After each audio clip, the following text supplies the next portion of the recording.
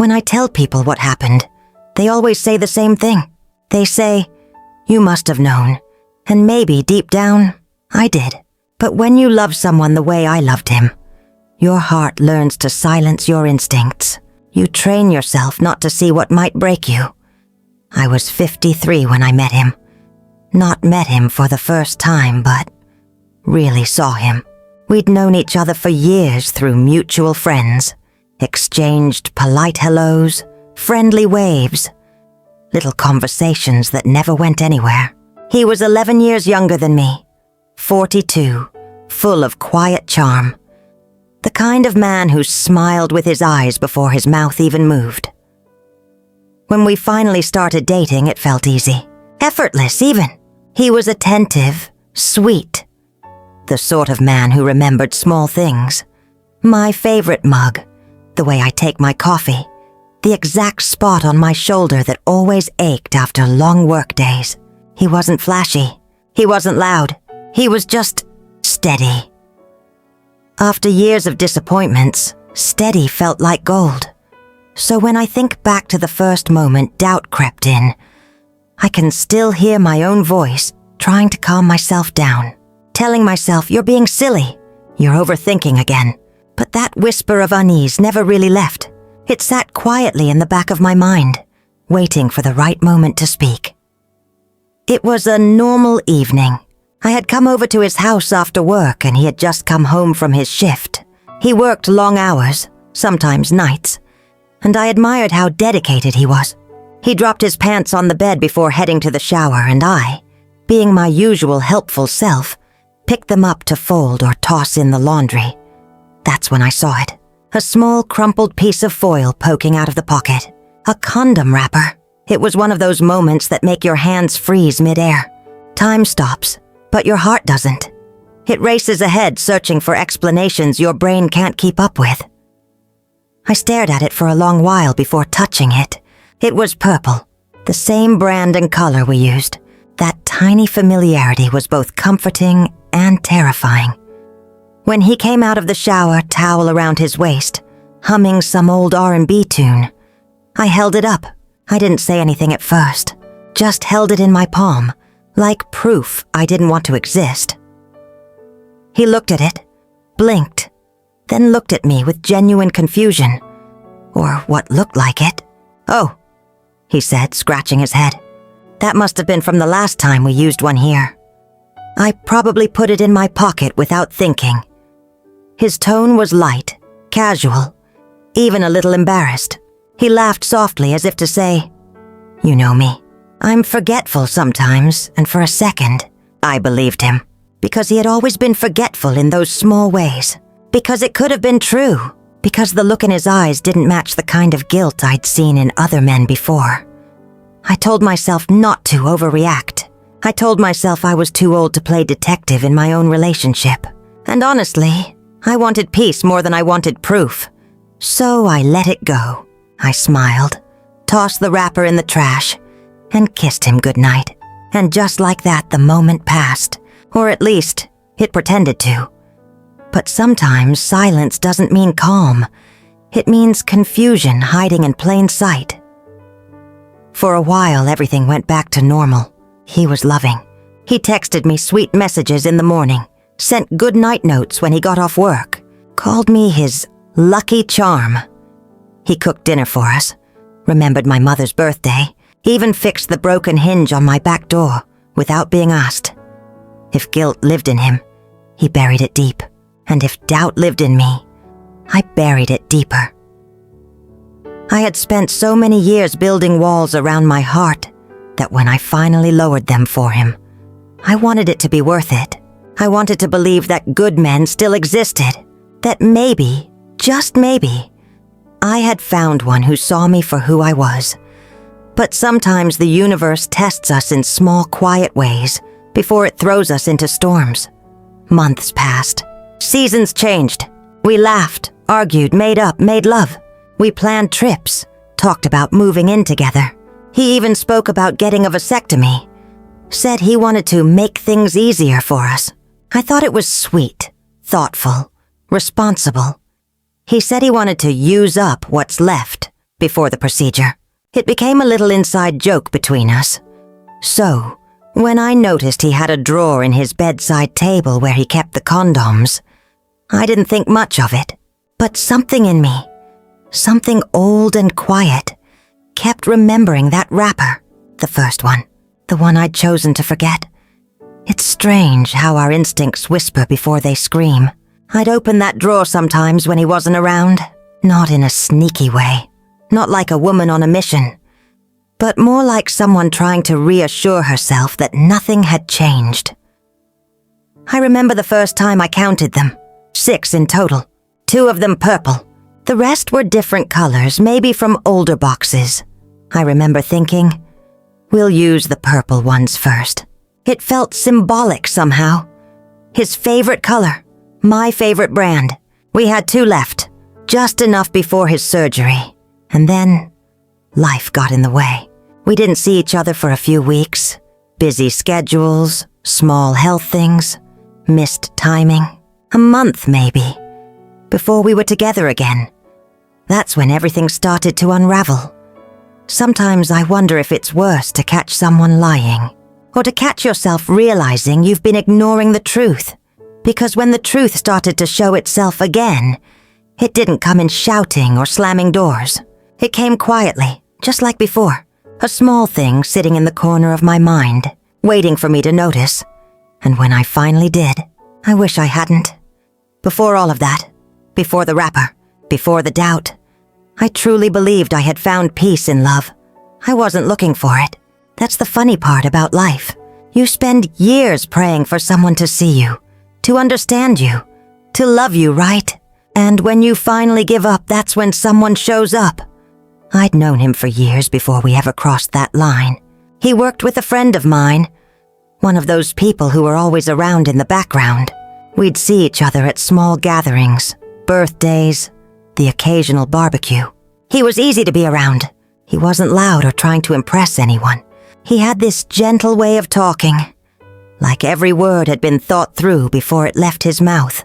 Sometimes, when I'd laugh too hard at something, I'd catch him smiling at me. Not in that flirty, obvious way, but more like he was just quietly happy to see me happy. Back then, he was just someone I found. Kind, nothing more, nothing less. Life kept moving.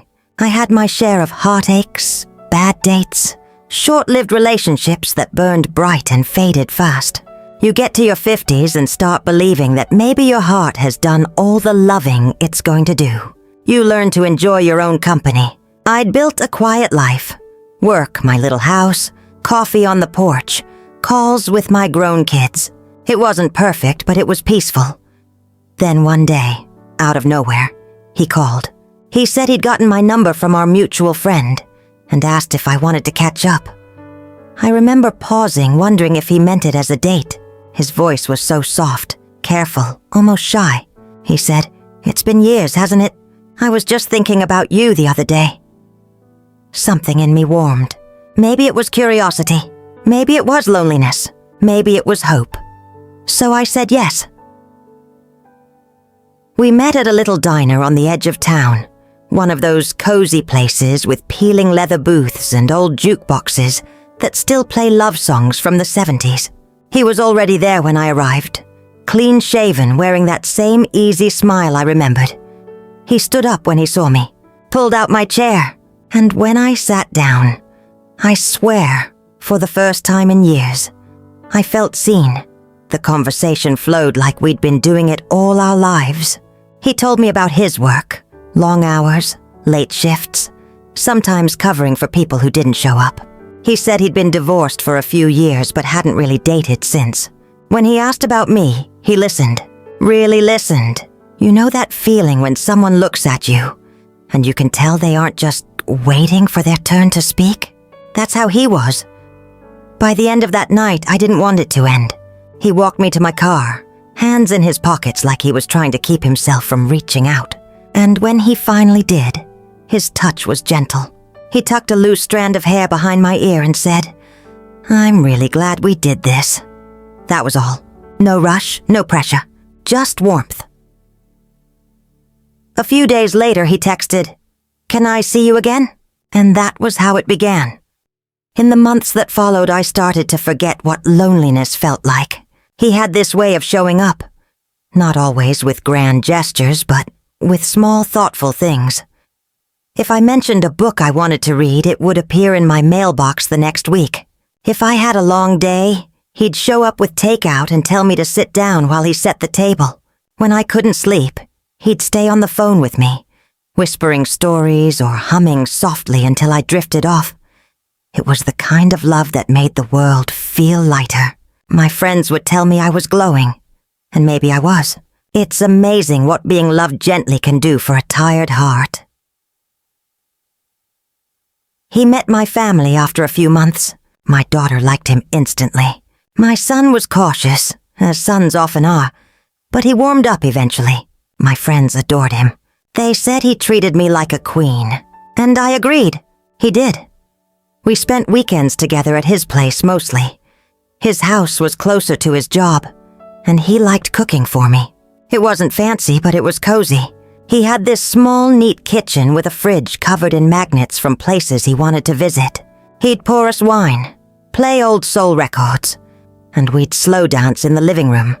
He called me sunshine, said I brought warmth to his dark days, and I believed him. Because when he looked at me, there was nothing but tenderness in his eyes. I used to tease him about his routines. He was the kind of man who kept everything organized. His drawers, his closet, even his fridge. Every item had its place. That was just how he was. Structured, predictable, dependable. At least, that's what I thought. There's a photo I still have somewhere, taken during one of our weekend trips. We'd gone to a cabin by the lake. It was early morning, and he'd made coffee while I sat on the porch wrapped in a blanket. He leaned down behind me and kissed my cheek just as the camera timer went off. It's blurry, but it's one of those rare pictures where you can see pure happiness in both people's faces. I remember looking at that picture later, thinking, this is what love after 50 is supposed to feel like. Calm, safe, whole. And for a while, it really was. He was there through everything. When I got sick that winter, he drove 30 minutes every night after work, just to bring me soup. When my car broke down, he came without being asked, fixed it himself and refused to take money for parts. He'd say, "You've taken care of enough people in your life. Let someone take care of you now." I didn't realize how much I'd needed to hear that. I had always been the strong one, the caretaker, the fixer. To be with someone who wanted to shoulder the weight for once, it felt like a miracle. But maybe that's what made it harder to see the cracks forming. When someone has been nothing but kind, your brain fights against believing they could ever be cruel. Looking back now, I can see small moments that should have told me something. Like how he sometimes changed the subject quickly when I asked about his co-workers, or how he'd step outside to take phone calls, saying it was work stuff, or how once in a while he'd get quiet, like his mind was far away. But he always came back with that same smile, and I told myself every relationship has mysteries. Besides, I trusted him, completely. He was open about almost everything. His bills, his schedule, even his passwords. It made me feel foolish to question him.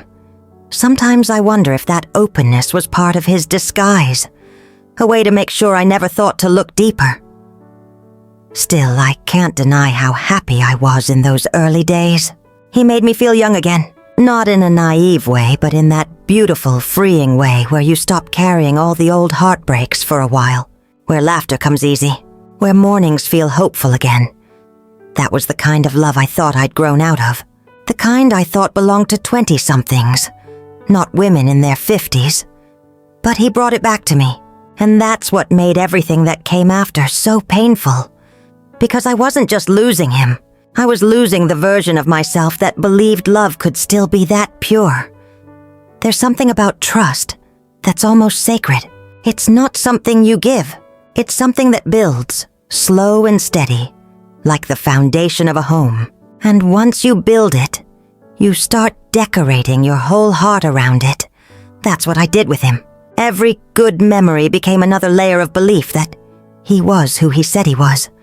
I would have bet everything I owned that he'd never betray me. That's how safe I felt. That's how sure I was.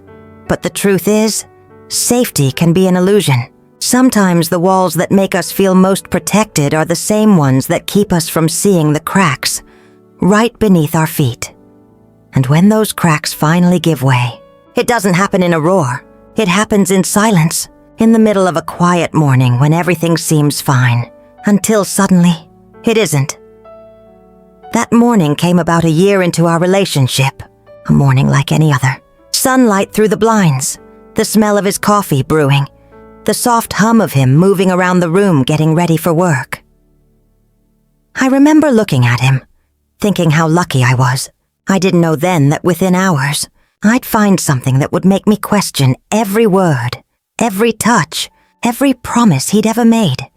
And that was where my peace began to crack. The first time it happened.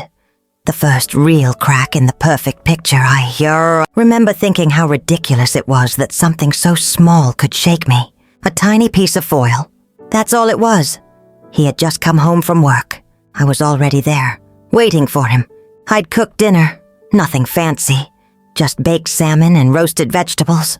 He walked in, tired but smiling, kissed me on the forehead and said, "Smells amazing, sunshine." He dropped his pants on the bed, like he always did before heading into the shower. And because I was tidying up, I reached to move them. That's when I saw it. A crumpled condom wrapper, purple and shiny, half sticking out of the pocket. At first, I froze. My body felt like it had forgotten what to do. My brain tried to find logic where there wasn't any.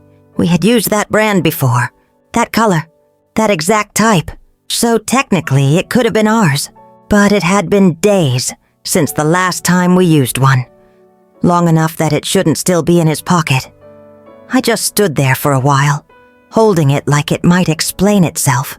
And when he came out of the bathroom, towel around his waist, I held it up without a word. He looked at it, blinked once, and then frowned slightly, as if he were trying to place it in his memory. "Oh," he said, "that must have been from the last time we were together at your place. I probably shoved it in my pocket and forgot." He sounded almost embarrassed, chuckled softly, shook his head. "I'm so careless sometimes." It wasn't defensive or panicked, just casual. Like he was explaining where he'd left his car keys. And the truth is, I wanted to believe him. Everything about him had always felt honest. His eyes didn't shift. His voice didn't tremble. He reached for me, held my hand, said, "I'd never do anything to hurt you. You know that, right?" And I nodded, because I did know that. Or at least I thought I did. I told myself that memory can be tricky. Maybe I'd forgotten. Maybe he was right. Maybe we had used one that day at my place, and I just didn't remember. I wanted peace more than I wanted answers. So I smiled, said, "It's okay," and dropped it into the trash. But deep inside, something shifted. Something small. Something I didn't even have words for at the time. It wasn't mistrust. Not yet. It was unease, like a faint noise you can't locate, but you keep hearing it. And once you've heard it, you can't unhear it. Weeks passed and everything went back to normal. Or at least it seemed that way. We laughed. We cooked together. We made plans. He was still affectionate, still thoughtful, still the man who held me close at night and whispered, "You make me feel safe." Sometimes I'd look at him and think, there's no way this man could ever betray me. And yet, every now and then when he wasn't around, my eyes would wander to his bedside table. That drawer, the one where he kept the condoms. I don't know why I started checking. Maybe curiosity, maybe self-protection, maybe that quiet instinct that women have, the one we try to ignore because it's inconvenient. At first, I just looked.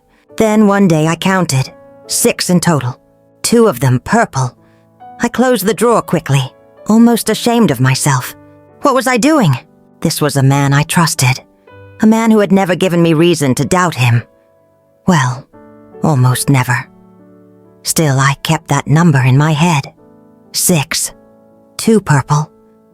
I told myself it didn't matter. But every time I visited, that drawer whispered to me again. Around that time, he mentioned his upcoming vasectomy. He said it so casually over dinner one evening. "I've been thinking I should just go ahead and do it," he said. "We're not having kids, and it'll make life simpler." I smiled, touched his hand, told him I appreciated how thoughtful he was. He smiled back, that gentle, tired smile that always melted me. Then he said, half joking, "Guess I better use up what's left in that drawer, huh?" We laughed about it. It felt like an inside joke between two people deeply in love. I didn't know it would later haunt me. Then came the slow, subtle changes. He started working more late shifts. Sometimes he'd say he was called in last minute to cover for someone. I never questioned it. He'd always been dependable, the kind of man who took his job seriously. But the longer it went on, the more something in me began to ache. His texts became shorter, our calls less frequent, little details stopped adding up. I tried to tell myself that life gets busy, that relationships ebb and flow, but deep down, that faint unease started to hum louder. I began noticing how, whenever I spent the night, he'd lock the bathroom door when he showered. He hadn't done that before. It was such a small thing, but it stood out. One night, as we lay in bed, I asked softly, "Is everything okay?" He turned toward me, looked genuinely confused. "Yeah, why wouldn't it be?" I shrugged. "You've seemed a little distant lately," he exhaled, brushed my hair off my face. "Just tired, sunshine. Work's been rough lately. You know how it is." And that was it. Conversation over. His tone was kind, reassuring, but final. So I let it go. Again. Because when you love someone, you keep giving them the benefit of the doubt, even when your gut is begging you not to. A few weeks later, we went nearly a month without being intimate. Between his schedule, my own work stress, and a small surgery I'd had, the timing never lined up. When I finally felt ready again, I stayed over at his house. He fell asleep early, exhausted. I couldn't sleep. And that's when the thought came. Sudden. Uninvited. What if the number in that drawer changed? I sat there for a long while, staring at the ceiling, trying to push the thought away. But it wouldn't leave me. So finally, I got up quietly, so as not to wake him. I opened the drawer. 6. Still 6. 2 purple. I let out a shaky breath, feeling foolish. "See? Nothing's wrong." I closed the drawer and climbed back into bed. He stirred in his sleep, wrapped his arm around me and whispered, "You okay?" "Yes," I whispered back. "I'm okay." But I wasn't. 3 days later, everything changed. He had asked me to stop by his place to grab something I'd left there. He was at work, but he told me to use my key. It was a normal morning. I picked up what I needed, watered his plants, even left a note on the counter. "Love you. See you soon." And then, something inside me told me to check the drawer again.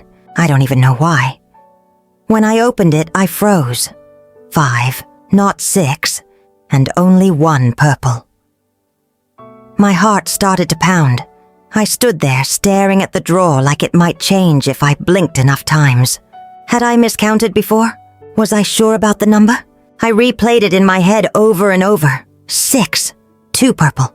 I was sure, but maybe I was remembering wrong. Maybe it had been 5. I wanted so badly to believe that. Still, I couldn't shake the feeling that something was off. So I did something I'm not proud of. I walked into the kitchen and opened the trash. I told myself I was just going to check. Just once. Just to be sure.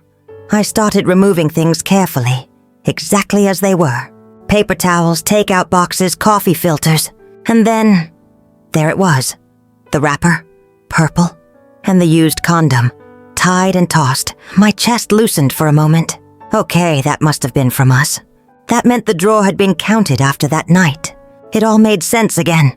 I let out a shaky laugh. God, I'm ridiculous, I whispered to myself. I started putting the trash back exactly how I found it. But then, something stopped me. My hand hovered over one of the frozen chicken fry bags sitting near the top. It was half rolled, folded neatly like someone had tried to make space. And that same quiet instinct whispered again. Look. I unrolled it slowly. And inside, another purple wrapper, no condom. Just the wrapper. For a moment I couldn't breathe. The room went silent. So silent that I could hear my heartbeat in my ears. That's when everything inside me began to rearrange. Every late night shift, every missed call, every half smile when I asked about his weekend. It all began to make sense in a way I didn't want it to. I stood there staring at that wrapper, my fingers trembling. 2 purple wrappers, and 1 still in the drawer. That didn't add up. My mind raced through memories like a movie and fast forward. He kept extra condoms in his car. He'd worked unusually late that Saturday night. He didn't text me until the next morning. He'd said he came home and preheated the oven for chicken fries. And now, here it was, hidden in the chicken bag. It was all too neat, too specific, too deliberate. He must have hidden it there, somewhere he thought I'd never look. My stomach turned. I felt dizzy, angry, broken, all at once. But the strangest part? I didn't cry. Not yet. I just stood there, numb, and placed both wrappers side by side on top of the trash, like evidence waiting for him. A quiet message. I know. Then I locked the door behind me and drove home in silence. That night I didn't sleep. I stared at my phone, scrolling through old messages. The good mornings, the I miss yous, the photos, the plans. Every word now felt like a lie written in his voice. I typed and erased a dozen messages before finally sending one. We need to talk. In person. He didn't respond until morning. He said okay, but not today. I need to think about things. Think about things. That was all he said. I told him I'd come by before work. He replied, I don't think that's a good idea. If you do come, we'll talk outside. Outside, I called him as I was driving over, hoping to clear the air before I got there. He sounded cold, detached. He said, if you're coming, stay in your car. It's cold. We can talk through the window. And in that moment, I knew whatever love we had was gone. Not because of the condoms, not because of the lies, but because of how easily he shut me out. How easily a man who once called me sunshine could now talk to me like I was nothing. The morning I drove to his house, the sky was gray, not storm gray, just dull, like the world had gone quiet with me. I remember staring out the windshield as I waited at a red light, my hands gripping the steering wheel so tightly they trembled. My heart wasn't racing anymore. It was calm, like it had already made peace with what was coming. There's a strange kind of clarity that comes when you finally stop fighting what you already know. When I turned onto his street, I saw his truck parked in the driveway. His porch light was still on even though the sun was already out. He was standing outside, just like he said he would be. Hands in his pockets, hood pulled up, looking down at the ground like he was waiting for the mail. Not for the woman who loved him. I parked a few feet away, rolled my window down halfway, and just sat there. He looked up when he heard the car door open. Hey, he said softly. That one word, so ordinary, hit me harder than any argument could have. Hey, I said back. For a moment, neither of us spoke. The only sound was the faint hum of passing cars and the soft rustle of leaves. Then he walked closer, stopping just short of my door. He didn't smile, didn't frown, just looked tired. I wasn't sure you'd actually come, he said quietly. I wasn't sure either, I replied. He nodded slowly, eyes flicking toward the ground again. When I finally spoke, my voice sounded smaller than I expected. I found them, I said. His jaw tightened slightly, but he didn't ask what I meant. He didn't have to. I wasn't looking for them. I went on. I just found them. In the trash. In the chicken bag. Silence. He took a long, slow breath, then exhaled through his nose, like someone who'd been holding it in for too long. Finally, he said, "I figured you would." It wasn't an apology. It wasn't even an excuse. It was just a statement, and for some reason that hurt more than anything. "Was it just once?" I asked. He didn't answer. I swallowed hard. "How long?" His eyes lifted to mine for a second, then dropped again. "A few months. The world didn't spin. My heart didn't shatter like glass. It just stopped." "Who?" I asked. He hesitated. "It doesn't matter." "It matters to me," I said. He shook his head. "No, it doesn't. You already know everything that counts. Everything that counts." That phrase echoed in my mind like a cruel riddle. I stared at him through the open window, studying his face. The same face I'd once memorized like home. Now it looked unfamiliar, almost empty. "Why?" I whispered. He ran a hand over his face, exhaled, then said, "I don't know. I really don't. It just happened." I wanted to scream, to tell him it doesn't just happen, but the words wouldn't come. All I could do was stare. He continued, "It wasn't planned. It wasn't like I wanted to hurt you." I almost laughed at that. It was such a strange thing to say when you've already broken someone. "You could have just told me," I said softly. "You could have told me you wanted something else." He looked up then, finally, and I saw it in his eyes. Guilt. Real heavy guilt. "I didn't want to lose you," he said. "But I guess I lost you anyway." There it was. The truth. Spoken out loud at last. I nodded slowly, letting it sink in. "You did," I said. "You really did." For a while, neither of us moved. The air between us felt like glass, fragile and sharp. Then he took a small step closer to the car and leaned against the door, his voice soft. "Do you hate me?" I shook my head. No, it was true. I didn't. I didn't have the energy for hate. He looked surprised by my answer. Maybe he expected a fight, but there was nothing left to fight for. "I just wish," I said, my voice breaking slightly, "you'd trusted me enough to tell me the truth before I had to find it in your trash." He closed his eyes for a moment. "I know," he whispered. "I know." The quiet stretched out between us again. Somewhere in the distance, a dog barked. A car door slammed. Life went on. I glanced at his porch, at the house I used to feel safe in. It looked smaller somehow. Dimmer. He must have followed my gaze because he said, "You don't have to stop coming by. We can still—" "No," I said gently, cutting him off. "We can't still anything." He froze. "I loved you," I said. "God, I loved you. But I can't love someone who hides things from me, who makes me feel crazy for noticing." He nodded slowly, almost like he'd been waiting to hear those words. "I understand," he said. "Do you?" I asked quietly. "Because if you did, you wouldn't have done it." He didn't argue, just stood there, head bowed, like a man finally facing what he'd built with his own hands. I could feel the tears burning behind my eyes, but I didn't let them fall, not in front of him. Instead, I started the car. The sound of the engine startled us both. He stepped back slightly, his voice barely audible. "Take care of yourself, okay?" I nodded once. "You too." And then I drove away. I don't remember the drive home. It felt like moving through fog. Automatic, detached, unreal. When I got home, I didn't take off my coat.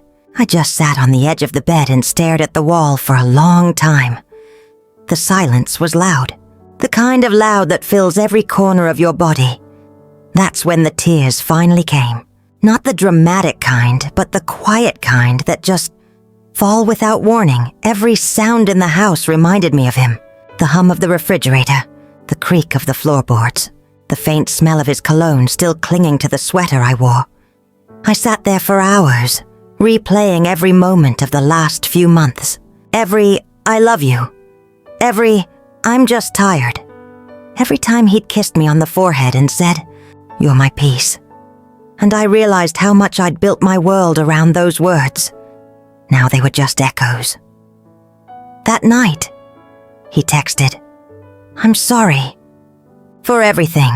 I stared at the message for a long time, then typed, I believe you.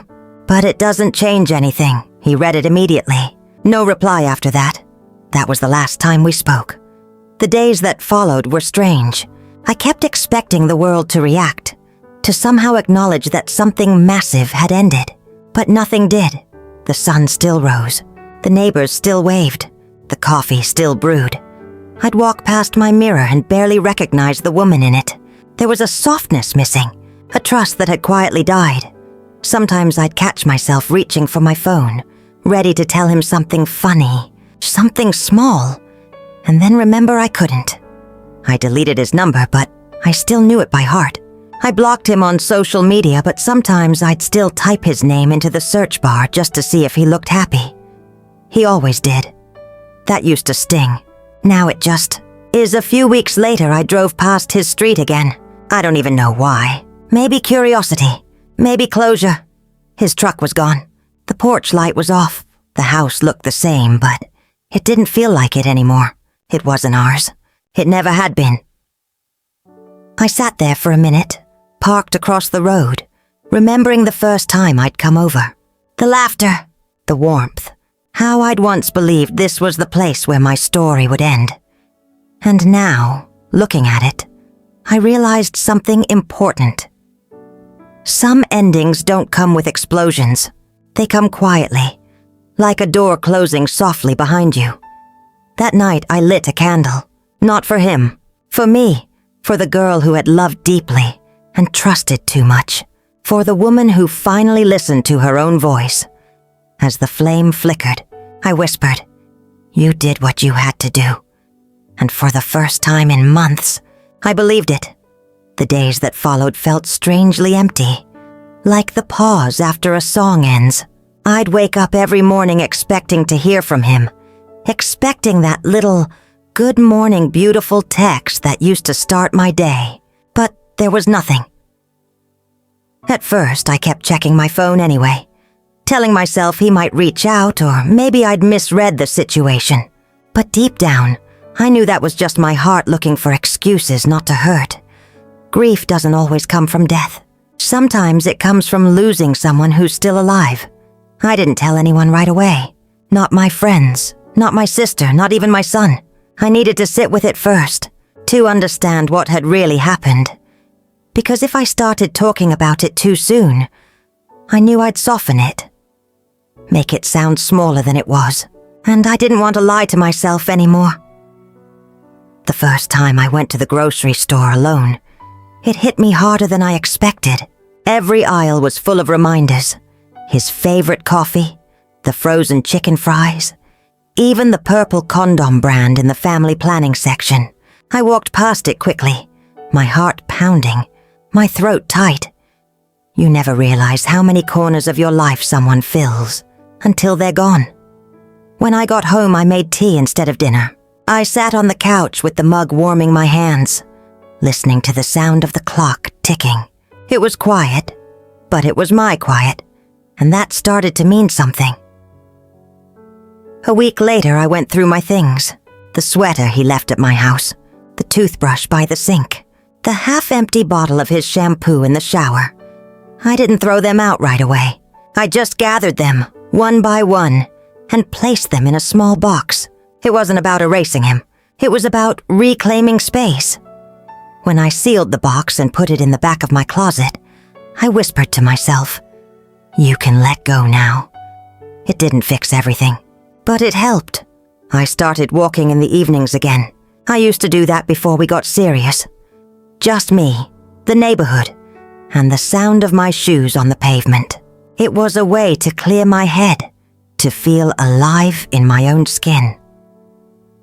The first evening I went out, the air was crisp and the sky painted with orange light. I passed a couple holding hands, laughing quietly, and for a moment I felt that sharp twist in my chest again. But then I smiled, not out of bitterness, but because I remembered that I had felt that once too. And even though it ended badly, I was still capable of that kind of love. He hadn't taken that from me. People talk a lot about moving on, but what they don't tell you is that it doesn't happen in one clean motion. You don't just wake up one day and stop caring. You move on in fragments. One day, you stop checking your phone. Another day, you stop replaying the argument. And somewhere down the line, you realize you've gone an entire afternoon without thinking about him at all. That's how healing happens. Quietly. Gradually. A few weeks later, my best friend Maria called. She said, "I haven't heard from you in forever. You okay?" I hesitated, then said, "I'm okay now, just been through something." When I told her everything, she went silent for a few seconds. Then she sighed and said, "You always give too much of yourself, don't you?" I smiled sadly. "I don't know how to love halfway," she said. "Then the right man will never make you feel like that's a problem." Her words stayed with me long after the call ended. One afternoon, I drove to the small park by the lake, the one we used to go to when we first started dating. I sat on our favorite bench, watching the water ripple under the sun. There was a time when we'd sit here for hours, sharing snacks, laughing about nothing. Now it was just me and the sound of ducks in the distance. I thought about how he used to tell me, "You're the calm in my storm." And for a while I believed that was a good thing. But now I understood. I don't want to be someone's calm. I want to be my own peace. I stayed there until the sun dipped below the trees, and when I left I felt lighter. A month passed, then 2. By the 3rd month the pain had changed shape. It was still there, but softer, duller, like an old bruise that only hurts when you press it too hard. I stopped trying to understand his reasons, stopped wondering who she was or if he missed me, because every time I went down that road, I ended up back in the same place, tired and empty. So instead I started focusing on me. I read more, cooked for myself, rearranged my living room, laughed with friends again. Small things, but they started to fill the empty spaces he'd left behind. One evening I got a notification on my phone, an ad for a hookup app, just like before, the kind that used to pop up after visiting him. It was strange how something so small could stir up such strong memories. I looked at the screen for a long time before finally smiling to myself and pressing "block this" ad. It felt symbolic somehow, like closing the last open window he'd left in my life. Not long after that, I went to my doctor for a checkup, to get tested just to be safe. Sitting in that waiting room was humbling. It wasn't about fear, it was about responsibility. As I waited, I watched other women come and go, some younger, some older, each with their own stories, their own quiet battles. And it hit me. Betrayal doesn't discriminate. It can find anyone, anywhere, at any stage of life. But strength is what we build after it breaks us. When my results came back clear, I sat in my car and cried. Not out of fear, but out of relief. I whispered, "Thank you," to no one in particular. Thank you for one less thing to carry. There were still hard days, of course. Days when a song on the radio would undo me, or when I'd drive past his favorite diner and have to fight the urge to turn in. But slowly, the ache turned into understanding. I realized that sometimes closure doesn't come from the person who hurt you. It comes from accepting that the story ended, and you survived it. A few months later, I found that old box in my closet again, the one with his things. For a moment, I just stared at it. Then quietly, I carried it outside, opened the lid, and took out the sweater, that familiar gray one that still smelled faintly like him.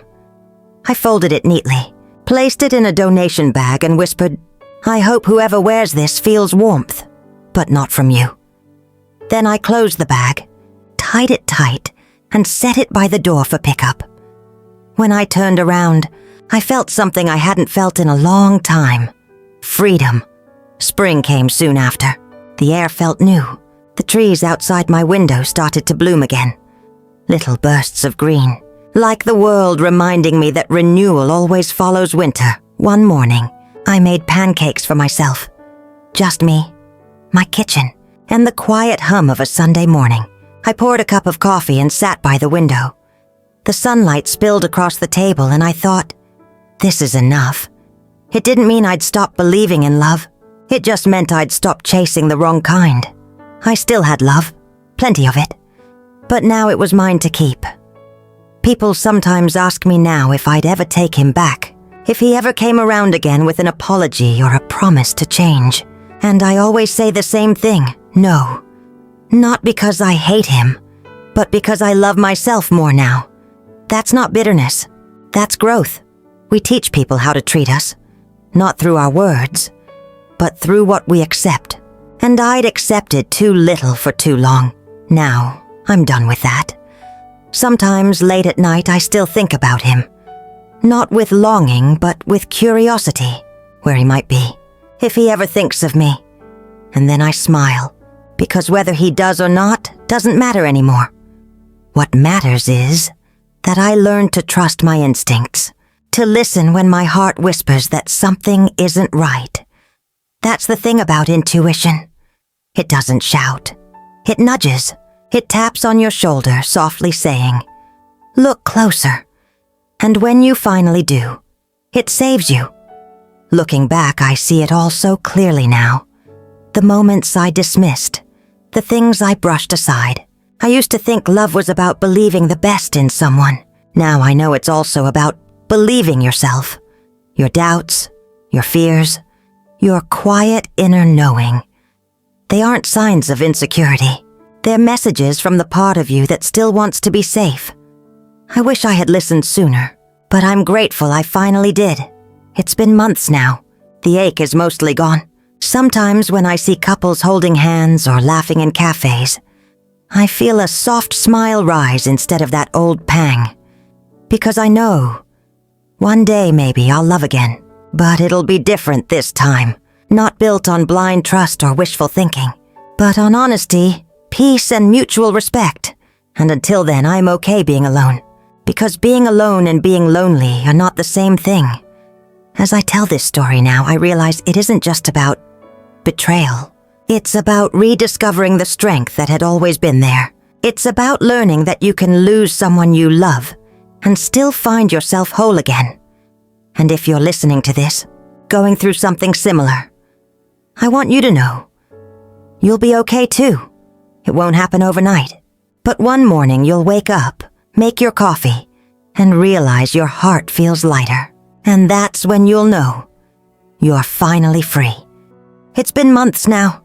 Sometimes I still catch myself replaying that morning in my head. The cold air, his voice through the car window. That last, "Take care." It used to sting so sharply that it took my breath away. Now it just feels quiet. Empty, but quiet. After that day, I didn't try to reach out again. Not once. I knew that no explanation could make it better. Because what broke me wasn't just the betrayal. It was how calmly he dismissed me. How he closed the door and didn't even turn around. That told me everything I needed to know. For a long time, I felt foolish. Foolish for trusting so deeply. For believing the story about the old condom wrapper. For loving someone so freely. But over time, I stopped seeing that as a weakness. I started to see it as something strong. Because love, real love, is always a risk. And I had been brave enough to take it.